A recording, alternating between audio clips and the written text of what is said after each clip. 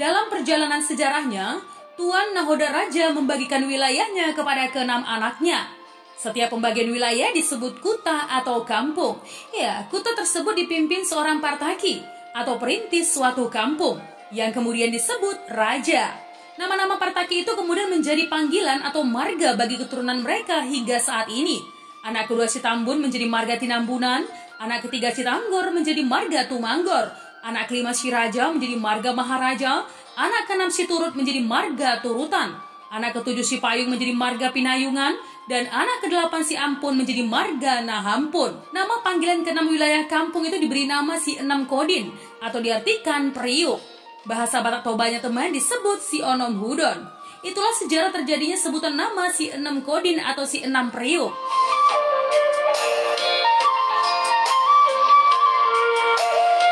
Nah teman, Tuan Nahoda Raja adalah pendiri kampung Sirintua, kemudian kerajaan wilayah Kelasen.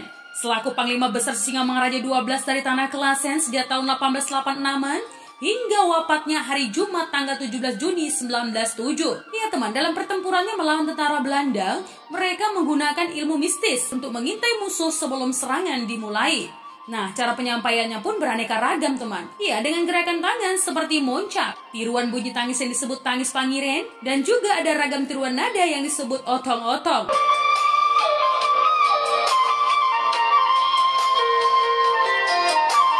Ya, teman, diceritakan lebih lanjut. Peristiwa sejarah Si Onom Hudon terjadi sekitar 500 tahun silam atau sekitar abad ke-15. Bahwa sejak zaman itu, Tuan Nahoda Raja telah merintis perladangan di Sirintua dan menjadi raja kampung di sana. Kemudian menjadi raja wilayah tanah Kelasen. Nah teman, Sirintua, pusat pemerintahannya dan sentral perdagangannya antara Samosir dengan kota Barus.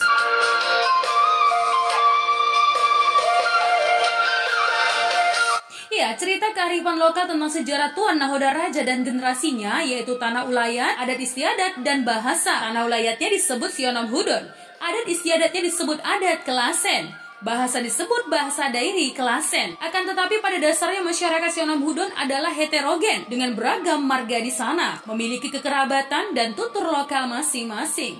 Ya, turun-temurun masyarakat Si Onom Hudon percaya bahwa nenek moyang mereka adalah bernama Tuan Nahoda Raja. Tanah ulayatnya dinamai Si Onom Hudon adalah penamaan wilayah kerajaan Tanah Kelasen sebagai nomenklatur jumlah ke-6 anaknya dan pembagian tanah ulayatnya kepada anak-anaknya. Kemudian nama-nama itu menjadi marga, maka disebut Si Onom Hudon atau Si Enam Marga.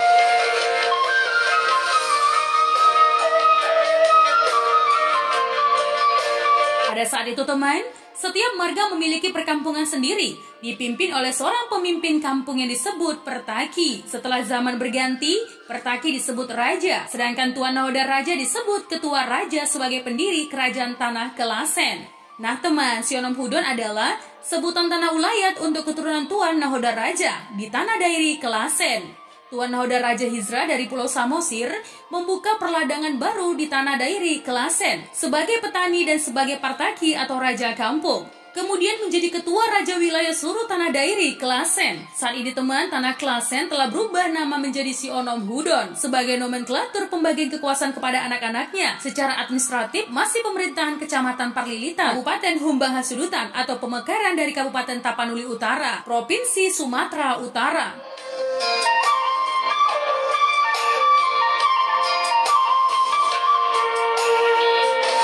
Si Onom Hudon merupakan adopsi berdasarkan jumlah anak Tuan Nahoda Raja.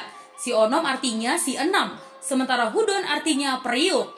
Nah teman, Tuan Nahoda Raja sesungguhnya memiliki 8 anak. Anak pertama adalah si Buyak-Buyak, yang katanya pergi dengan misteriusnya ke alam gaib, Lautan India atau kisah tersendiri. Anak kedua si Tambun, disusul si Tanggor, si Bintang Maria, si Raja, si Turut, si Payung, dan paling bungsu Si Ampun. Anak-anaknya yang memiliki keturunan hanyalah 6.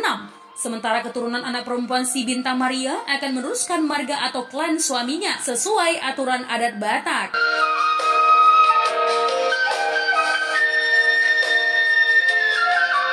Nah teman, seiring waktu hingga saat ini, Si Onom Hudon menjadi penanaman dalam pemerintahan desa atau nomenklatur. Ya, untuk beberapa desa di Kecamatan Parlilitan. Penamaan yang diambil dari penyatuan 6 marga bersaudara selaku penghuni atau pemilik ulayat di sana. yaitu Desa Sionom Hudon Timur, Desa Sionom Hudon Selatan, Desa Sionom Hudon Utara, Desa Sionom Hudon Tonga, Desa Sionom Hudon Balik Gunung, dan desa pemekarannya, Desa Sionom Hudon Timur 2, Desa Sionom Hudon Sibulbulon, dan Desa Sionom Hudon Runggu. Nah teman, desa-desa tersebut masuk wilayah pemerintahan Kecamatan Parlilitan, Kabupaten Humbang Hasudutan, atau Humbahas, yang dulunya bagian dari Kabupaten Tapanuli Utara, Sumatera Utara.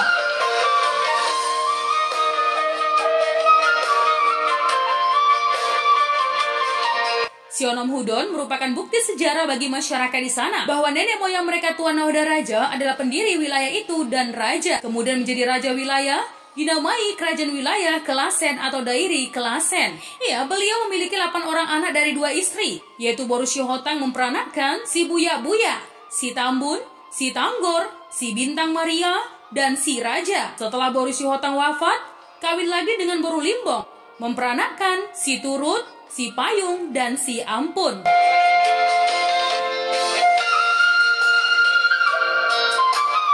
Ya, saat si Ampun umuran kanak-kanak, si Buya-Buya ikut bersama adik-adiknya mencari kapur kayu di Gunung Sijagar. Belahan balok kapur itulah dimanfaatkan olehnya tempat berguling hingga hilang ke Lautan Hindia. Hingga kini teman tidak pernah kembali. Sementara anak perempuan si Bintang Maria ikut suami bernama Datu Parulas Parulto, sehingga tinggallah 6 dari 8 bersaudara. Maka dinamai si 6 Kodin atau si 6 Hudon. Nah teman, pada tanggal 17 Juni 1907, pasukan Belanda mengepung desa Sionom Hudon, yaitu desa tempat kerajaan Sisingamangaraja berdiri. Raja Sisingamangaraja 12 berusaha melawan pasukan Belanda. Bersama pasukannya, termasuk anak-anaknya yaitu Putri Lopian. Ya teman, Lopian putri dari Sisingamangaraja 12 yang dengan gagah berani turut bertempur hingga titik darah penghabisan bersama ayahnya tersebut. Lopian lahir di Piaraja Dairi desa Sionom Hudon. Ia merupakan anak ketiga Sisingamangaraja dan satu-satunya anak perempuan. Kedua abangnya bernama Patuan Nagari dan Patuan Anggi.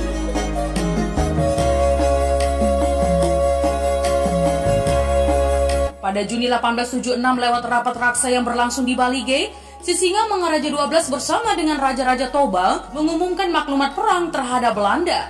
Sisingamangaraja pun memberikan pilihan kepada para anggota keluarganya, apakah mengungsi atau ikut berperang melawan Belanda. Nah teman, Lopian saat itu berusia 17 tahun teman. Ia tidak mau mengungsi dan memilih untuk serta bertempur melawan Belanda. Ya, bersama ayah dan kedua abang-abangnya. Perang sendiri baru mulai berkobar pada tahun 1877 dan berlangsung selama 30 tahun. Awal mula perang Batak dimulai di Bahal Batu, Humbang. Ya teman, diceritakan lebih lanjut. Lopian mewarisi karisma dan sikap kesatria dari ayahandanya. Meskipun dirinya seorang wanita, namun Lopian memegang peran penting dalam menghimpun dukungan sebagai pihak guna mendukung perjuangan yang dilakukan ayahnya terhadap Belanda. Lopian sebagai sosok putri yang setia hingga akhir mendampingi ayahnya, ya, dalam kancah perjuangan yang meletihkan.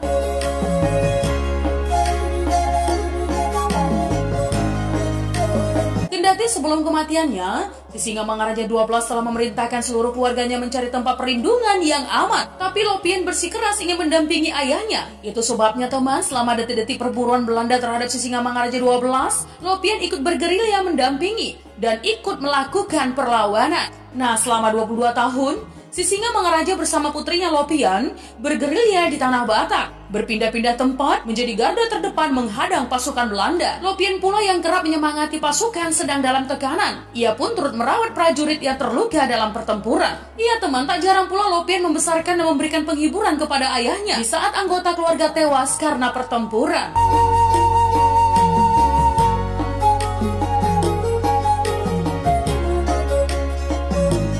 Nah teman, di saat pasukan Sisingamangaraja 12 tidak bertempur, Lopian memberikan pembinaan pertanian ataupun pendidikan. Kegigihan dan keulatan Lopian itu menimbulkan kesetiaan dan dukungan untuk berjuang melawan Belanda.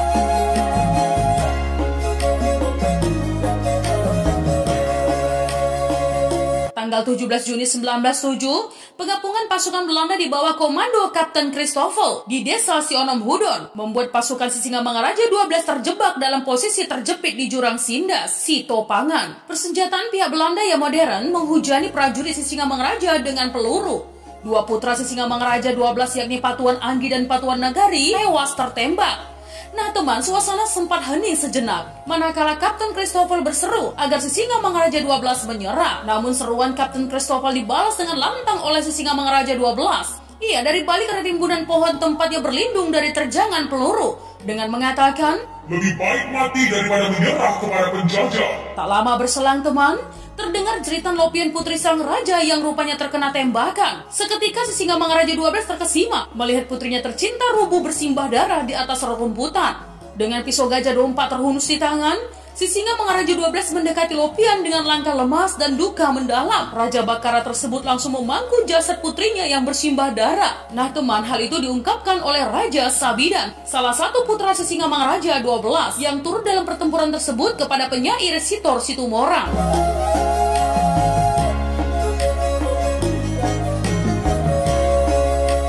Teman, Raja Sabidan melihat ayahnya Sisingamangaraja 12 mendekap dan memeluk Lopian yang berlumuran darah dengan erat-erat. Sabidan bersaksi bahwa dalam keadaan lemah karena sudah beberapa hari tidak makan, Baginda Raja masih sempat berdoa, "Ya ampun ya mata bulan jadi Nabolon, lindungilah bangsaku ini dari tangan musuh yang durhaka." Tutur Raja Sabidan kepada Sitor Situmorang dalam buku Toba Nasae.